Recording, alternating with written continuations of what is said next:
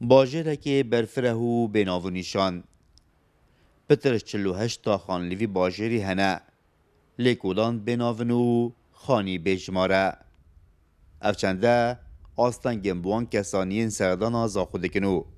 شوفرین تکسیان حتی کل سرناو و نیشانان هل ببن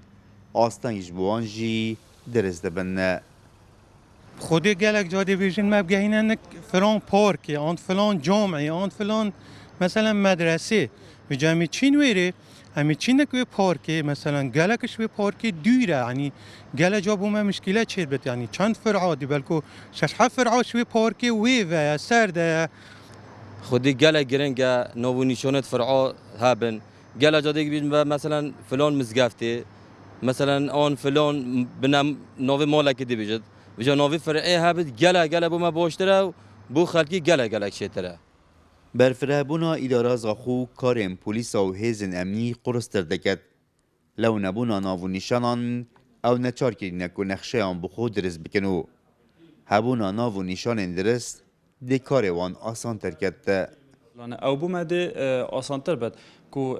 مفرزت مد یاروکی شارزابین الدیف اوان همه مسر نقشه دان جورا کنترل بشه پلیسن هاوراتن اتزانن بور من تبیش لینک مزگفتا حاج ابراهیمی یا لینک مزگفتا قدوس ریدانه که چی بی امزان کو هما سر نقشه ما پیتا چند بور من ای 12 انج ای 13 ام اکثر دی هنجردان وجه هکر هاتو او گرکه همی هاتو جماره کی به ترقیم کی بن بومده هیچ کار آسانی تر بد بو دزگات این مجده کاری که باشتر بود اندیشن کاری که وصفیم که زیادین دم بگن جیردانه بیکو هیچ ضرر زیانی بگهته. لزاخو چند تا خکن کم هنه ناو نیشان لسر هات ندانان شاراونی از زاخو یاد کتن که فروژل سال 2013 دست بکر بی لی قیران دارایی راوستاند. سال 2013 و 2014 رزان سنتر افکار پارێزگی ها دو که همی انجام دا کو گرکا و گلکولانت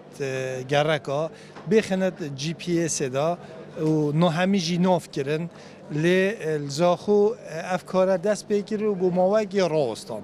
نه جی سروکاتیا باجروانیا زاخو پشتی زاخو به اداره سر بخو جناب سروکی باجروانیا زاخو هماهنگی گل اداره سر بخو پشتوانیا برز گدارشه خو سرپرشت اداره زاخو گود پنگاو جدی آوم بوی کاری بناو نیشان که ناتا خوکولانا و جمارک ناخانیاو دانانا سیستم جی پی اس لیدار زاخو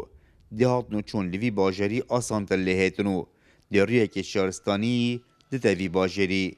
لو داخازی سیده کرن جارکا دی شاراونی از آخو وی پروژه تکاری و جبه کت رعد عمر کرسات نیوز زاخو